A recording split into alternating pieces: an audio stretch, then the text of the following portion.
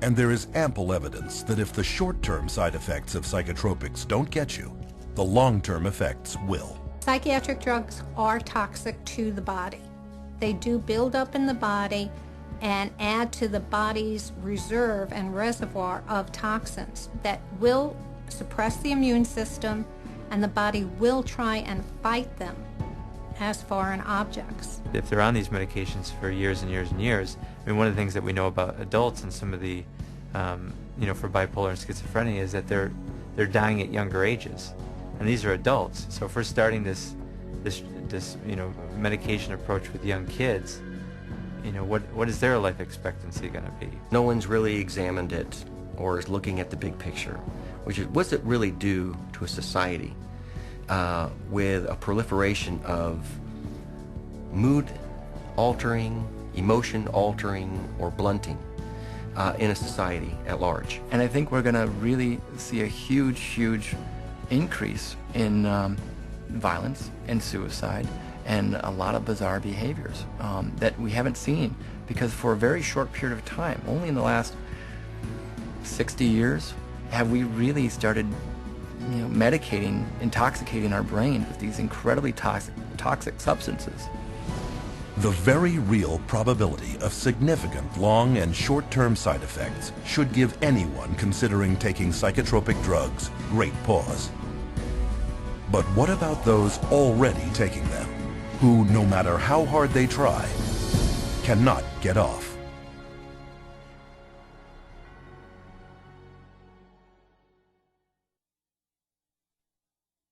Psychotropic drugs have long been noted for having a multitude of physical and emotional side effects that many simply cannot live with. But if side effects from psychotropics are so bad, why do some people continue to take them?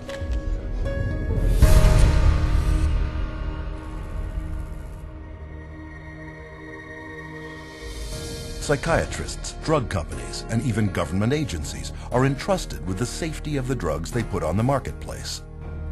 And while they will reluctantly admit to most side effects of psychotropics, there is one more that they almost never mention. Every single one of these drugs are addictive, psychologically and or physically addictive. They change your body's makeup, you change your body how it reacts to things. And so even though people, in their psychological state, they may be over their depression, they physically will need that drug still. And so that becomes the complication of getting them off. I have people come to me on a weekend, they run out of refills, and they say to me, if I don't take this drug, I'm going to get sick. If I don't take this drug, I'm going to get sick. We don't talk about psychologically. We don't talk about depression. We don't talk about anxiety. I am going to get sick if I don't take this drug this weekend. It has nothing to do with psychology. But listen to what some psychiatrists questioned at a recent APA conference had to say about addiction. How addictive are psychiatric drugs? They aren't. Only benzodiazepines. They're not addictive at all. Antidepressants are not generally considered addictive. SSRIs are not addictive. Antipsychotics, they don't cause addiction. Major tranquilizers are all safe as far as addiction is concerned. The drugs that most of us are using in neuropsychiatry are not addictive at all. So who's right? To find out, we need look no further than former patients with first-hand experience.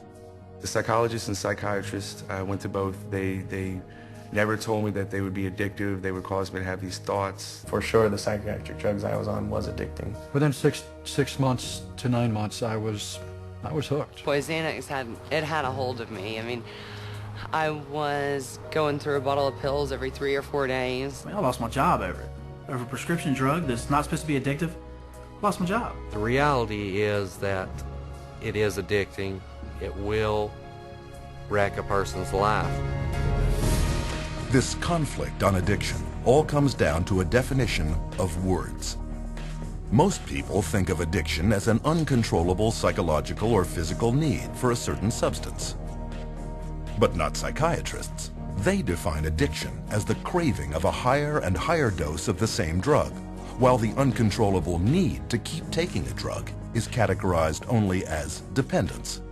This is why psychiatrists will not admit that their drugs are addictive.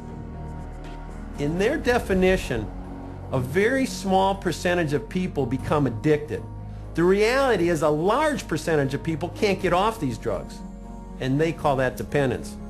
It's all a matter of how they term it. And when you look at addiction, it could be that their tolerance increases and their needs and wants to use the medications increase, or it could be they simply, once they start on the medication, they're not able to come off of it without help. They try to, and as soon as they try to come off the medications, they start to have symptoms that are unwanted and obviously keep them wanting to take the medications again. When you explain to them how addictive it is, they are surprised because they're like, well, it's a prescription. So I do believe that a lot of people don't really know how harmful these meds are. They don't view them as dangerous as some of the street drugs.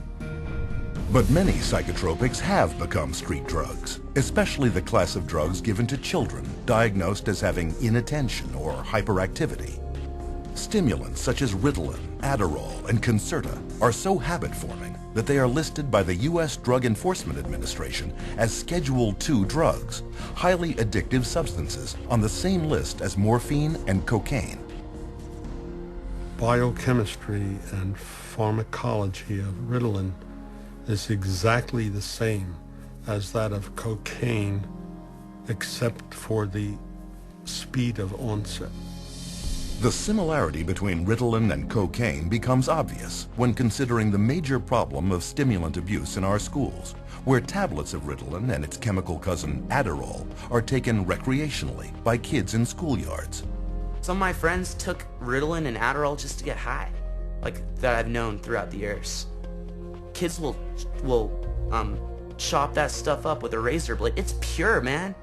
Pure drug, you know, that's why kids like it. They chop it up with a razor blade and snort it. My cousin Sammy had this Ritalin, and we would eat it, and we'd be able to stay up all night and play video games.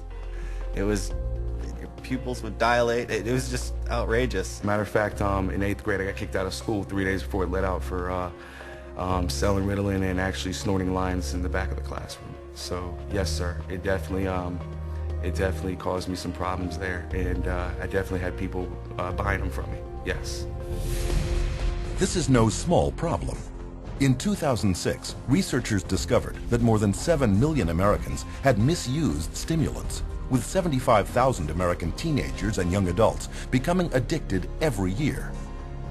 Beyond just addicting its users, stimulants are also well known as gateway drugs that lead to further addiction to such street drugs as cocaine, heroin, and methamphetamine. When you provide drugs in a manner in which most of our children are being provided drugs at an early age in life, only prepares that child to be on more drugs as they get older. And yet in several recent publications, psychiatrists actually encourage children labeled ADHD to take stimulants to reduce future dependencies on cocaine and other street drugs. But evidence shows that not only is this theory unfounded, but the reverse is true. When I've spoken to people who are methamphetamine addicts, they said that the drug that they started taking almost consistently was Ritalin. The longer a child is on Ritalin, the more the likelihood that they may become addicted, whether it's Ritalin or Concerta or Adderall, okay, or a number of other drugs. Stimulants aren't the only psychotropic drugs carrying a high potential for addiction. Benzodiazepines, for example, are tranquilizers that can become addictive within 14 days. Take, for example, the benzodiazepine Xanax, which after only 5 years on the market was producing 1.5 million addicts every year. And getting off can be very difficult.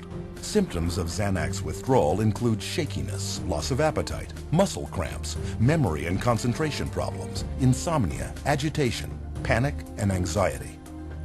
Some of the psych medicines, particularly the benzodiazepines, are some of the most addictive drugs there are in terms of the persistent withdrawal anxiety that these drugs cause. I have been in the position of having to withdraw a number of people from benzodiazepines that I didn't put on them, obviously. And it's difficult. It's really difficult. Prescription benzodiazepines, I think, are much more dangerous and much harder to come off of for the patient than the street drugs are.